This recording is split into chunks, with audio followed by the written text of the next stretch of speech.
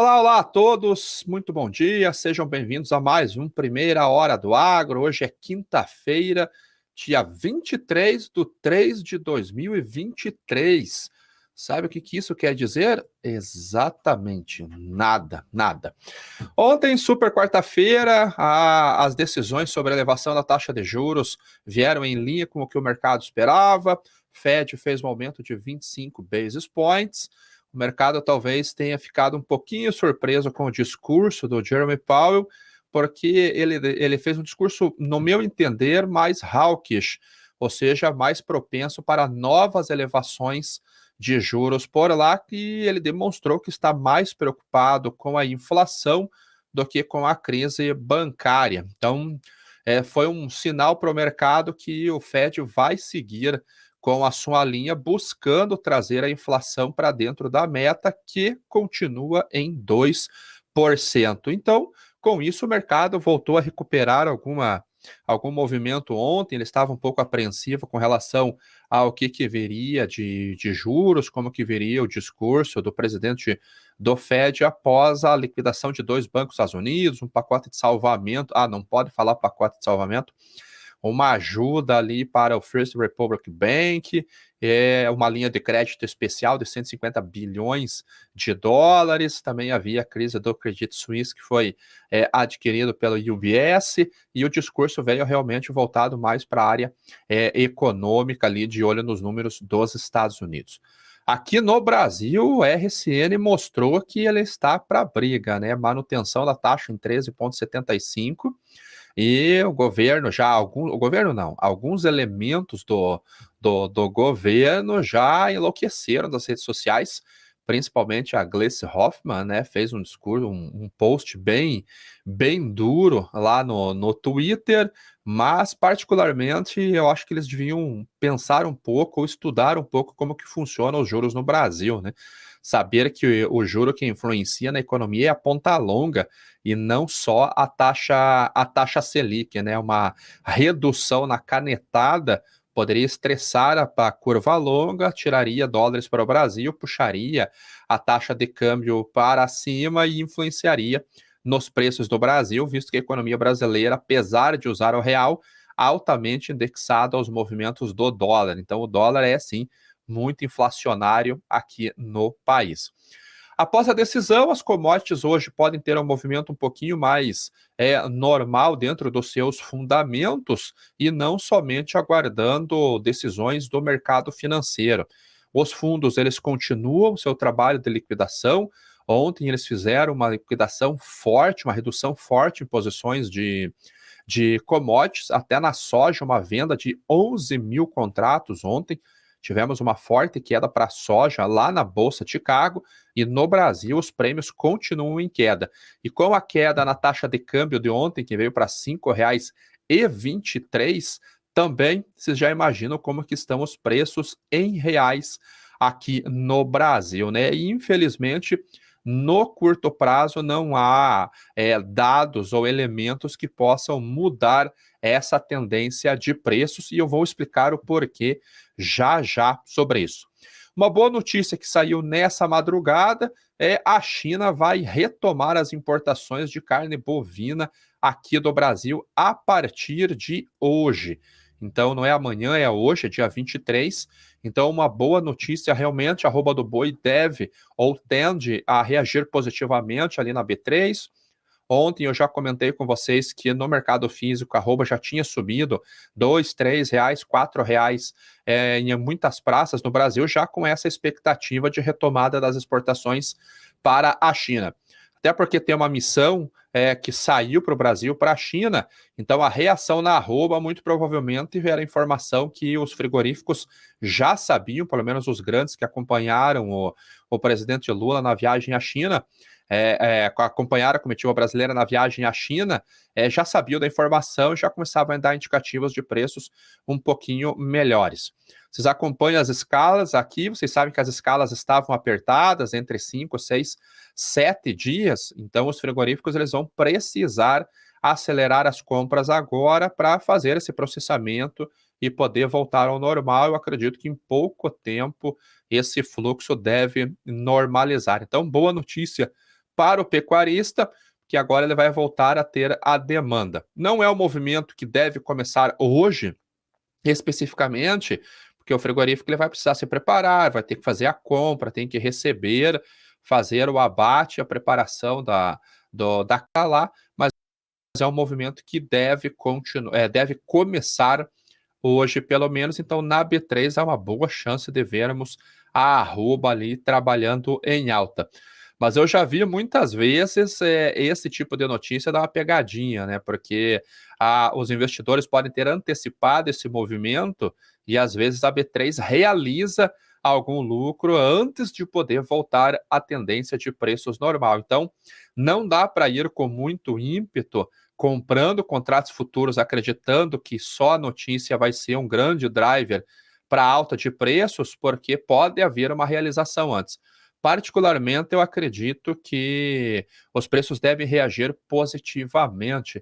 Deixa eu até ver, vamos já indo para a Bolsa.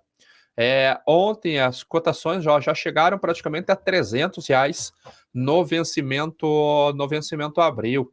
Vencimento maio a R$ 296, uma alta de 0,92%. Então, como ele subiu, são praticamente 2 dias de alta aqui na B3, né? E ele vem subindo, na verdade, desde o dia 15. Ele teve uma recuperação, aqui foi a suspensão, ele voltou a subir e ficou estável. Então, há uma chance, como eu disse, de haver uma realização deste candle aqui no dia de hoje, e aí sim, conforme a demanda volta a se apresentar, os frigoríficos vão comprando esse boi no mercado, o pecuarista vai entregando esse boi no mercado, os preços podem voltar a reagir. Tem que tomar um cuidado pelo seguinte, vocês sabem que a cotação dos contratos CPEA, boi, vocês sabem que a liquidação dos contratos futuros da B3, eles são realizados através do CPEA. E nós já vimos o que aconteceu com o milho no mês de março. Se começa a haver uma oferta maior de animais para o abate dos frigoríficos e esses preços são negociados baixo, na grande quantidade, você vê um negociando a 300, 1.000 bois a 300, você vê outro negociando 10.000 bois a 290 e o outro negociando 100.000 bois a 280, pode ter certeza que o CPEA vai precificar o 270, o preço mais baixo, porque o volume de animais negociados foi maior. Hoje aqui nós já vimos uma queda de 1,22% no dia, aqui no CPEA, o fechamento do dia 22, R$ 276,25 a arroba. Ele havia subido no dia 21 em relação a dia 20, havia caído, então ele está aqui entre 276 e 278. Então vamos ver como que as negociações são retomadas hoje, se os frigoríficos realmente eles já virão para as compras, já para garantir essa escala, se o pecuarista vai ter uma oferta maior de gado neste momento, e isso pode, se nós tivermos a oferta de gado maior do que a demanda do frigorífico, há uma boa chance do CPEA cair. Agora, se o frigorífico já vier para compra e o pecuarista que tem uma boa condição de retenção, porque o pasto está bonito, a demanda for maior, a gente vê o CPEA subindo. Por isso que hoje ainda pode ser prematuro para cravar qualquer movimento. De qualquer maneira, no longo prazo, é uma boa notícia para a pecuária aqui do Brasil. Isso pode ter também influência nas cotações do milho. O milho aqui no Brasil, que vem caindo bastante, nós vemos aqui que na B3, R$ 84,00 a saca foi o fechamento de ontem, uma queda de 1,31%, o vencimento julho, uma queda de 1,6% a R$ 84,00, e o vencimento setembro a R$ 84,15. Então, essa curva de futuros aqui, ela está flat. E nós já sabemos que uma curva flat, vamos colocar aqui o X, o XZ, uma curva flat, ela é uma curva que simboliza que existe o mesmo, se colocarmos aqui, ó, existe a mesma quantidade de oferta para a quantidade de demanda. Então, isso a gente sabe que não existe. Não existe 20 milhões de toneladas de milho de oferta para 20 milhões de toneladas de milho de consumo. Então, uma curva flat é uma curva de transição. É uma curva onde nós veremos qual que será a relação entre a oferta e a demanda. Se a demanda começa a crescer acima da oferta, a curva se inverte. Se nós vemos a oferta crescendo mais do que a demanda, a curva vai para backward, vai para carry, e aí nós temos o formato normal da curva. Então, nesse momento, tirando o movimento aqui de 19 centavos, apesar desse formato ser grande aqui, são 19 centavos entre aqui e aqui. E aí volta para 19 centavos e eles estão basicamente na mesma linha nesses próximos vencimentos aqui, né? Vamos dizer aqui. Aqui esquece. Esses vencimentos aqui, maio, julho e setembro. O que tem influenciado nas cotações do milho aqui na B3? É a pressão de logística, algo que eu venho comentando há bastante tempo com vocês aqui no Primeira Hora do Agro. Logística do Brasil continua muito, muito complicada ainda. O produtor, ele segue vendendo milho, quem tem milho não está vendendo muita soja ainda, porque os preços caíram bastante, e ainda há milho safrinha para embarcar no porto, para vocês terem uma ideia. Porque muita chuva que nós tivemos em janeiro, muita chuva em fevereiro, atrasou muitos embarques, porque com chuva não tem como o navio fazer a operação de elevação. Então, esse atraso lá do início do ano até agora tem causado uma pressão na logística tremenda. A dificuldade de contratação de fretes, principalmente para os portos, porque os portos estão lotados, o caminhoneiro não quer ir para os portos, porque ele vai ficar muito tempo aguardando na fila para poder fazer a operação, então o preço começa a subir. Segundo os dados que saíram na mídia ali, o frete subiu 11% agora no mês de fevereiro, e é devido a uma grande safra realmente chegando no mercado, tanto de soja quanto de milho. Nesse momento, a colheita de milho aqui no Brasil, ela está em aproximadamente 50%, então tem basicamente 12 milhões de toneladas para serem colhidas aqui no Brasil. Grande parte disso está no Paraná e principalmente no Rio Grande do Sul, que começou os trabalhos, que tem avançado nos trabalhos, né? Começou não, tem avançado nos trabalhos lá, está começando da soja. Então tem produto chegando no mercado, não tem espaço e não tem transporte. A consequência disso é os bases, os diferenciais de base, extremamente pressionados nesse momento. Quando nós fazemos o cálculo da B3, aqui a R$ 84,00 a saca, esse valor aqui ele está muito parecido com a paridade de exportação, que é a formação do preço com Bolsa Chicago mais prêmio no porto. Tira do navio, faz a conversão para reais, e no porto, então, está 84 também. E aqui está 84, então ele está even. Isso pode ser um suporte de preços, porque se o preço de exportação ficar mais barato que o preço do mercado doméstico, o mercado doméstico tem que subir para garantir que ele vai conseguir comprar. Do contrário, o milho vai para exportação. Essa que é a lógica. Então, a gente pode estar perto de um suporte de preços. Mas, enquanto a logística ficar complicada, nós vamos ver preços mais baixos aqui no Brasil também, porque junta colheita, comercialização lenta e falta de espaço. O café hoje caindo 0,4, 176 centavos de dólar por libra-peso. O vencimento junho, por que sumiu o vencimento K daqui? KCK 23. Vamos ver o que aconteceu para ele sumir aqui. Ó, 177 centavos de dólar por libra-peso, 0,45% de queda. Safra se aproxima, pode haver pressão de baixa nos preços da commodity lá na Bolsa de Nova York. Indo já para a Bolsa de Chicago, o trigo que caiu bastante nas 3 últimas sessões foram de quedas fortes para o cereal. Nos encaminhamos para a safra dos Estados Unidos, principalmente safra do trigo de inverno, que vai começar a ser colhido daqui a um mês aproximadamente.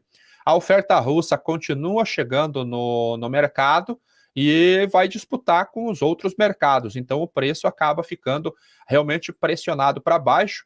Ele que chegou a trabalhar a $7 o bushel aqui no dia 17, já está trabalhando na faixa de 6,70. E a queda do trigo tem influenciado também na queda do milho, porque pela arbitragem, se o trigo fica mais barato por ponto de proteína, o mercado vai para o trigo, tira o movimento do milho e o milho acaba caindo também da mesma maneira. Ontem no milho, que hoje sobe 0,91 no vencimento maio, $6,39 o bushel, ontem foram anunciadas vendas de milho novamente. Então, aos poucos, a demanda volta para comprar o cereal norte-americano. Semana passada foi uma semana muito positiva no início da semana para o cereal. Deve lembrar que a China comprou mais de 2 milhões de toneladas em questão de 3 dias. Aí perdeu um pouquinho o ritmo. Lá agora, ontem foram anunciados 170 e alguma coisinha de compra lá do milho norte-americano. Hoje sai relatório de vendas novas para exportação. E ali nós vamos saber como que foi a questão do milho. O problema é que os fundos estão liquidando posições do milho, eles continuam vendendo. Ontem foi mais um dia de venda. Aqui, esse exemplo, o relatório que eu faço de acompanhamento, o milho é essa primeira coluna. Ontem, mais uma venda de 1.000 lotes. Então, a posição hoje, eu estimo que está em 52 mil contratos negativos, 52 mil contratos short. Nós vemos a queda que houve aqui nessas posições. São as menores posições desde 2020, quando veio a pandemia, março de 2020, que foi a pandemia, e aí houve uma grande liquidação de contratos. Então, nos 3 últimos dias, os fundos elevaram sua posição vendida no cereal, assim como no trigo. Você vê que o trigo, eles estão vendidos, segundo a minha estimativa, em 106 mil contratos nesse momento. E eles estão vendidos desde o começo do ano. Então, o trigo vem shorteado pelos especuladores desde janeiro desse ano. Os 3 últimos dias também foram de liquidações nos contratos. Então, nós temos essa pressão também de um estoque maior nos Estados Unidos, por causa de um programa de exportação muito lento, e temos o Brasil pressionado por causa da logística aqui. Indo para o milho, nós temos agora uma briga que vai acontecer em Chicago, que é o plantio. Nós estamos no mês de março, que é um mês de decisão do produtor com relação a qual cultura ele vai colocar na área, e o milho está mais favorável do que a soja nesse momento. Então, como que nós fazemos essa continha? Nós vamos dividir a cotação da soja de novembro, que é a entrada da safra americana, nós dividimos pela cotação do milho XZCZ, que é a entrada da safra norte-americana também. Se der esse número ficar acima de 2,4, 2,5, favorável para a soja. Se ficar abaixo de 2,2, favorável para o milho. Nesse intervalo, o produtor decide, porque é meio que 0-0. E nesse momento nós estamos em 2,2. Ou seja, pela arbitragem, pela relação, o ratio entre milho e soja, o milho está mais favorável. Além disso, os custos de produção do milho estão muito mais baratos do que o ano passado. Ano passado, vocês devem lembrar que a ureia chegou a $1.000 por tonelada nos portos norte-americanos por lá. Esse ano está R$340, $340. Nos portos, no mercado doméstico, está na faixa de 335, 325. Então, aquela relação de troca que estava muito ruim no ano passado, que tirou o produtor da área de milho, esse ano voltou. Então, eu trabalho com uma área de milho nos Estados Unidos para 92 milhões a 93 milhões de acres, por uma produtividade de 176, 177 bushels por acre, o que traria uma oferta muito parecida com o que teve na temporada passada, 2021. Nessa temporada, o produtor ele reduziu a área, que é isso que eu estou falando com você, e a safra vem em 348 milhões de toneladas. Eu acho que esse 30 milhões volta para esse período. Só que, isso se o clima ajudar, né? O plantio lá já está começando, mês que vem ele começa a ter um plantio já mais acelerado, e a janela para o final, para ficar com aquele clima excelente lá, com 100% de chance de dar certo, é no dia 15 de maio. O do Brasil aqui para o milho de inverno foi no dia 15 de março agora, e nós ficamos com uma grande parte da área fora da janela adequada. E muitos produtores, e o Márcio Eno está aqui, ele pode confirmar, ele que é da região oeste do Paraná, aqui, noroeste do Paraná, Londrina, muitos produtores desistiram do plantio de milho aqui no Brasil por causa desse atraso, por causa do clima. Então, muitas sementes foram devolvidas para sementeiras, trocada por braquiara, trocada por trigo, ou revendida para o centro-oeste. No centro-oeste, lá no Mato Grosso, praticamente o milho já finalizou o plantio, 98%, mas MS, Minas Gerais, Goiás ainda podem plantar o milho safrinha, e ele está atrasado, muito atrasado em face do ano passado. O produtor americano vai ter essa mesma condição até o dia 15 de maio. Então, se ele conseguir plantar esses 92, 93 milhões de acres até esta data, a chance de vir uma safra muito boa é ótima, porque, como vocês sabem, o milho ele começa com 100% de produtividade e ele vai perdendo essa produtividade em condições adversas, que pode ser desde praga, como cigarrinha, por exemplo, condições climáticas, falta de chuvas no começo, depois excesso de chuvas, mas ele começa com 100% de produtividade. Só que se você sai dessa janela adequada, ou seja, planta na segunda quinzena de maio, primeira quinzena de junho, o potencial produtivo todo teu já começa a cair. Então, nós já começamos a olhar para o clima norte-americano para saber se o produtor vai conseguir colocar a semente no campo dentro da janela ideal ou não.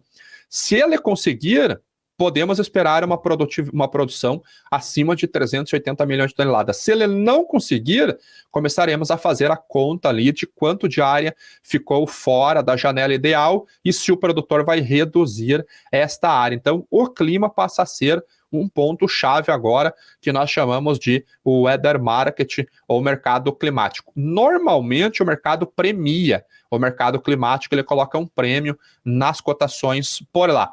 Se o preço do milho começa a subir, influencia o PPI aqui no Brasil, o PPE, desculpa, preço paridade de exportação. Esse preço no porto subindo, ele acaba puxando também o preço do mercado doméstico, e nós sabemos que o mercado brasileiro está muito apertado, e eu acredito que as cotações não estão refletindo este cenário ainda, mas é porque a colheita está acontecendo. Indo para a soja, óleo de soja aqui, forte queda hoje, já 54 centavos de dólar por libra-peso, 1% de baixa. O farelo subindo 0,7%, 454 dólares por tonelada curta, mas olha a queda que houve aqui no farelo desde o dia 7 de março. Então, desde no finalzinho da primeira semana, um movimento de queda. Isso daqui, no meu entender, é liquidação de posições de fundos no farelo. Vamos dar uma olhadinha o que eles fizeram aqui, ó. Nas últimas 6 sessões, houve uma liquidação de 17 mil contratos no farelo. Mas o farelo está com posições compradas recorde, é recorde absoluto as posições do farelo. Então, tem muita margem para liquidação pelos fundos. Mesmo assim, eu acredito que eles estão comprados ainda em 116 mil contratos. E o grão, ele está trabalhando misto, ele trabalhou em queda, a gente vê aqui pelo candlezinho, que ele já veio novamente trabalhar até um pouquinho abaixo do fechamento de ontem. Ontem foi uma queda forte, os fundos ontem venderam 11 mil contratos de soja, mas eles ainda estão comprados em 104 mil, é uma posição mediana em relação ao histórico, e hoje trabalhando na faixa de 14,51. E a soja no Brasil continua derretendo pressão logística, e a comercialização nossa está muito devagar ainda. A gente comercializou uns 45% só da safra brasileira ainda. Então, além de ter aproximadamente 40 milhões de toneladas para chegar no mercado de colheita, nós temos ainda 90 milhões para comercializar. O problema é que em setembro termina a nossa janela de comercialização. Outubro já tem soja norte-americana, que é quando começa a chegar no mercado. A demanda volta para os Estados Unidos. Se nós chegamos numa safra de 150 milhões de toneladas, já foi comercializado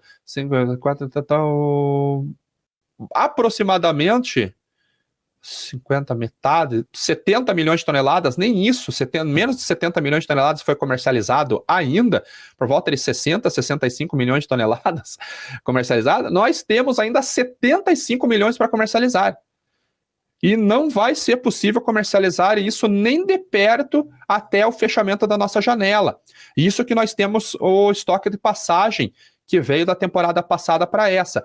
Ou seja, o nosso estoque final dessa temporada, que é o que vai sobrar ali no finalzinho de novembro, dezembro, janeiro, ele deve ficar acima de 40 milhões de toneladas. E ali, como que vai competir os preços dos Estados Unidos? Não vai conseguir competir com o Brasil.